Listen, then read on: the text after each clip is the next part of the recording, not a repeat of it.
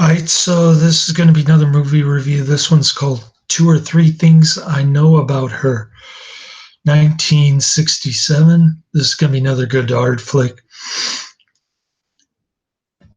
Thankfully, the last one that I've watched. I'm giving it 1 out of 5 stars.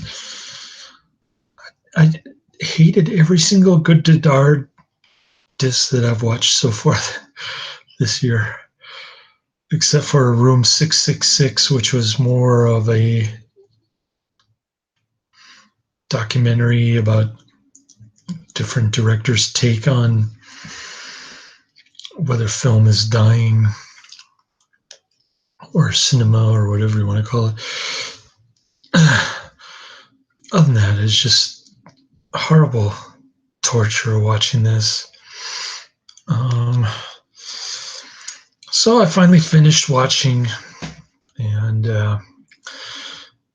Godard seems to think that high-rise apartment buildings, urban planning from De Gaulle in Paris, is causing married women to become prostitutes. I guess he's been reading too many newspapers or something. I don't know what his deal is, but he decided to make a movie out of it, and he's completely ignorant about economics. The reason for prostitution is and always will be simply supply and demand. Simple economics concepts you learn in Economics 101. And the more people in the urban cities tend to attract prostitutes because there's more business there. It's just supply and demand kind of thing. It has nothing to do with high-rise apartment buildings, although my coworker seems to think that high-rise apartment buildings in San Francisco are causing homelessness, which is kind of a stretch, but yeah, I think the homeless were there prior to the high-rise apartments. Same thing with the prostitutes in Paris. They've been around even longer, probably hundreds of years. But in any case, this gives Godard an opportunity to spew his typical communist nonsense. He's going on about the minimum wage. He doesn't say what the ideal minimum wage ought to be in terms of French francs per hour, I guess. I guess they have hourly wages in France, so everybody takes off at 2 p.m., including the hairdresser in this one. And so there's that. And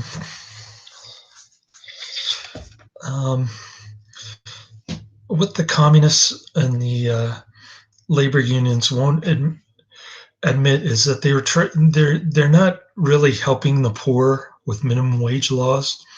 I can attest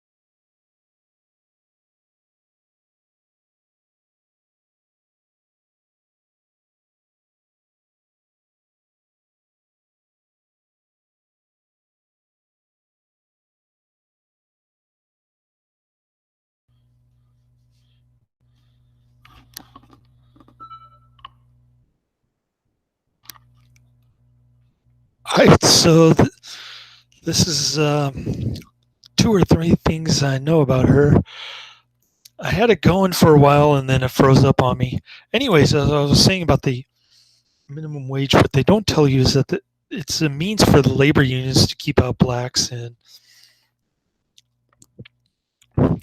teenagers from the labor force. Um, so Godard thinks that we're being distracted by material things like soap, laundry soap, and things like that. And that's why we can't focus on social justice issues that he cares about, such as minimum wage law, which is really canard. And so it's basically about this married woman who's got the side hustle going on doing the prostitution thing. Although when she gets together with her customers, she just talks and babbles typical Godard stuff, and you're thinking, okay, this is what a prostitute does to make money? I don't think so. Anyways, occasionally for no reason, she'll just stare at the screen and start babbling stuff.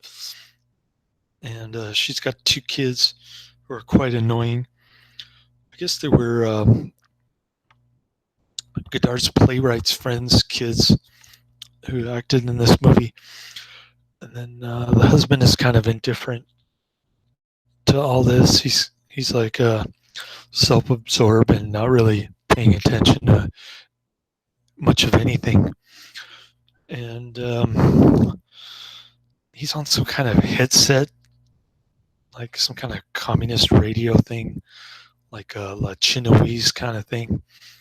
And then there are a bunch of pseudo-intellectual leftists in front of a pile of books at the cafe. There are a lot of scenes like that, and there's some nudity in this, but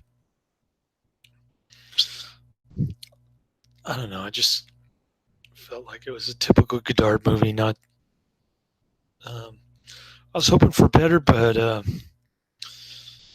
Godard always let me down. And I just finished watching Salo, so I'll review that next later.